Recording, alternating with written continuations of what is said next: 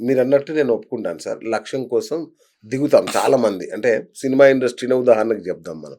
ప్రతి ఒక్కడు చిరంజీవిలాగా అవ్వాలని ఊర్లో వదిలేసి కోరికతో కోరికతో అని మీరంటున్నారు. వాడు లక్ష్యంగా పెట్టుకొని వస్తాడు హైదరాబాద్‌కి.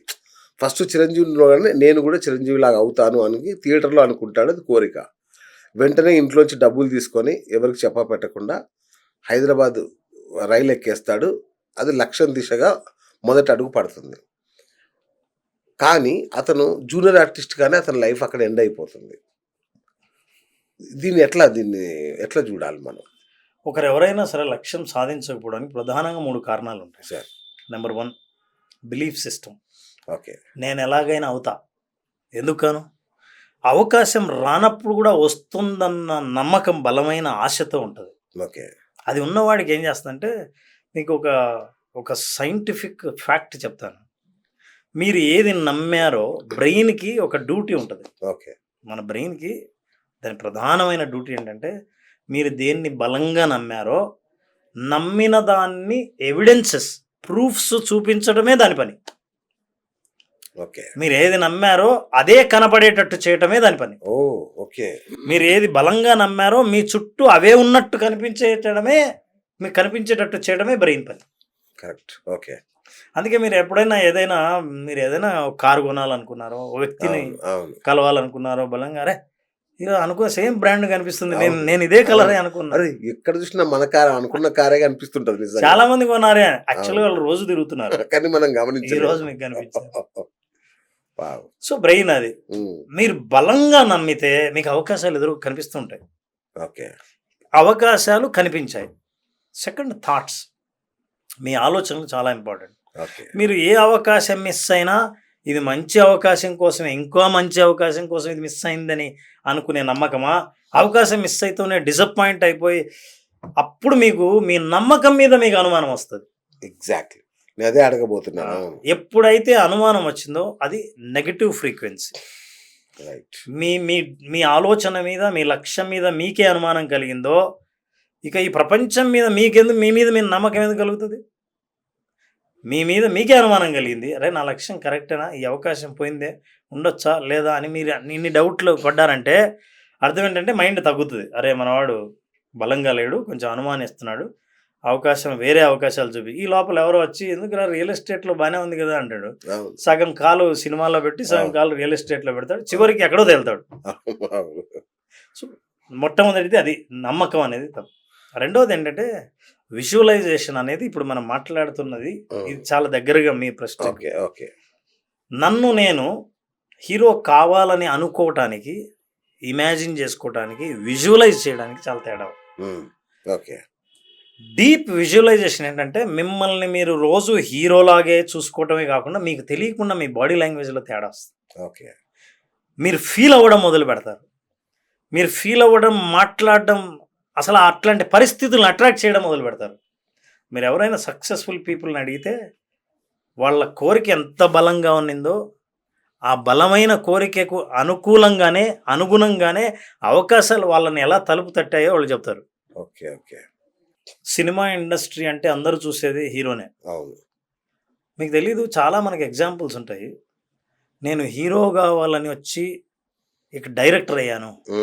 యాక్చువల్గా డైరెక్టర్గా సక్సెస్ఫుల్ అయిన తర్వాత ఇచ్చే ఇంటర్వ్యూలో ఒరిజినల్గా నేను వచ్చింది ఇండస్ట్రీ హీరో అవుదామని.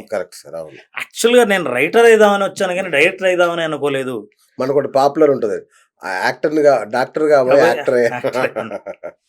అది రిధం కోదని చెప్తుంటారు కానీ అంటే డాక్టర్ అవ్వాలన్న కోరిక అంత బలంగా లేదు. యాక్టర్ అయితే నిజంగా వదిలేసేవాళ్ళు. ఇప్పుడు మీరు ఎంతో ఇండస్ట్రీలో వెంటబడితే తప్ప మీరు యాక్టర్గా నిలబడలేరు.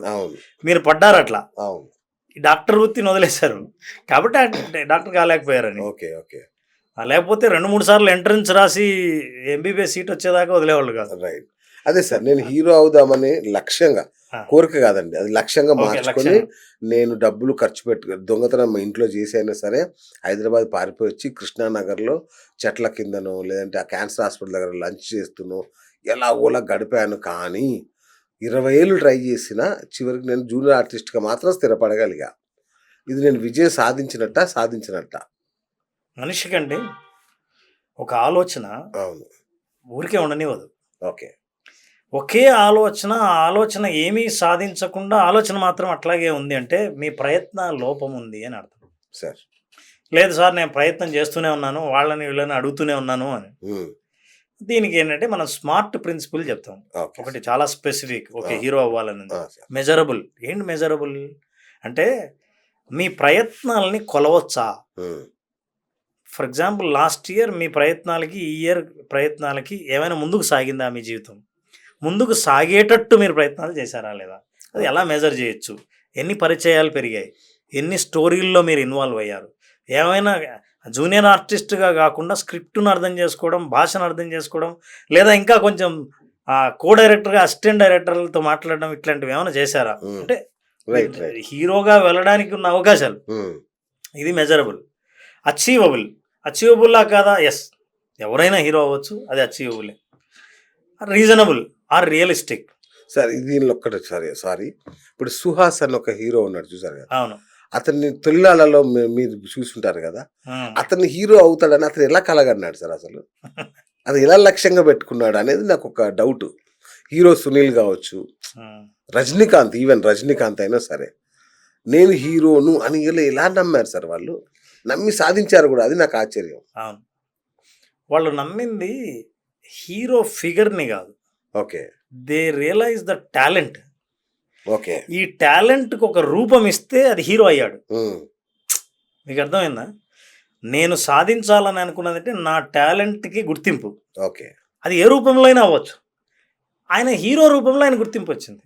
నేను హీరో అవ్వాలనే లేదు. నా ఔట్‌కమ్ ఏంటి?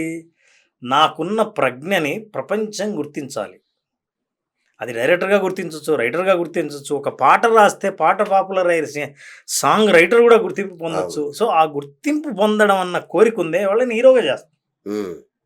యాక్చువల్‌గా నిజం చెప్పాలంటే మీరన్నట్టు చాలామంది లక్ష్యం పెట్టుకొని వస్తుంటారన్నారు కదా! మరి అవును. రజనీకాంత్, సుహాస్ లాంటి వాళ్ళని చూసినప్పుడు వాళ్ళకి మోటివేషన్ కలగాలి.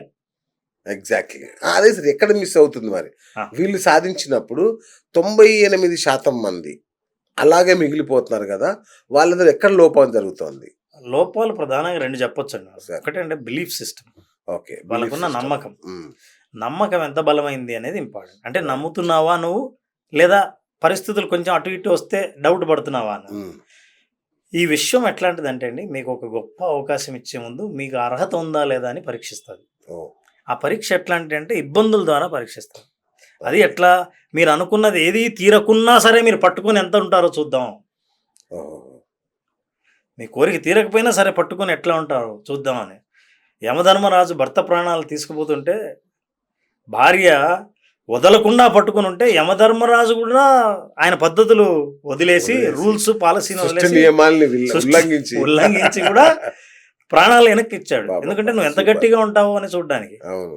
సో అట్లా పరీక్షించిన తర్వాత పరీక్షకు నిలబడిన వాళ్ళకే విజయం సొంతం అవుతుంది. ఓకే. ఓకే. వీళ్ళందరూ పరీక్షకు నిలబడ్డారు. అవును. నిజంగా మీరు అన్న వాళ్ళని చూస్తే మీరు రూపంలో చూస్తే సుహాస్ని కానీ రజనీకాంత్ కానీ వాళ్ళని చూసుకుని ఉంటే వాళ్ళు వెనక్కి వాళ్ళే వెళ్ళిపోయి ఉండేవాళ్ళు. కదా! అదే అనుకున్నప్పుడు లక్ష్యం ఎలా పెట్టుకున్నాడు? ఎలా సక్సెస్ కొట్టాడు? అంటే కొంచెం అందంగా ఉన్నవాడు కూడా మనమే హీరో అవుతాం. యమ్మ చిరంజీవి, బాలకృష్ణ, వెంకటేష్, నాగార్జున వీళ్ళు కదా హీరోలు. మనం ఎక్కడ అవుతాంలే అనుకుంటాం. దీన్ని బట్టి మీకు కూడా ఒకటి ఏమర్థమైందంటే ఆ!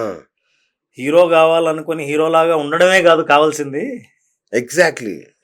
మనము గ్యారంటీగా అయితాము.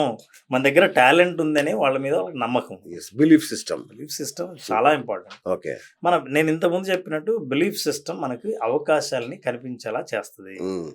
మూడోది ఏంటంటే ప్రయత్నం. మీ ప్రయత్నాలు ఎంతవరకు సిన్సియర్‌గా ఉన్నాయి? ఓకే. యాక్చువల్‌గా ప్రయత్నాలు ఎట్లా మొదలైతాయంటే ఫస్ట్ రిజెక్షన్‌తో స్టార్ట్ అయితాయి. హ్మ్. అయితే మనం పనికిరాం. నేను చాలా ట్రై చేశాను. వాళ్ళు అవును. రిజెక్ట్ చేశారు అని. That is the first step అని తెలీదు మీకు. ఓకే. ఓకే. సెకండ్ విమర్శ. రిజెక్ట్ చేసిన తర్వాత నీ మొహం నువ్వెక్కడ పనికొస్తావు? ఆ! నీ మొహానికి అసలు హీరో అయ్యే ఛాన్స్ అయినా ఉందా? ఆ! నువ్వు ఐఏఎస్ అయితావా? లేకపోతే నీకెక్కడ అవకాశాలున్నాయని మీరు ఏం సాధించాలనుకున్నా సాధించలేరని చెప్పడానికి హ్మ్. ముందుగా ఛాలెంజ్ చేసే ప్రక్రియలో భాగంగా మొట్టమొదటిది రిజెక్షన్. హ్మ్. తర్వాత విమర్శ. ఆ తర్వాత ప్రశ్న. అవును.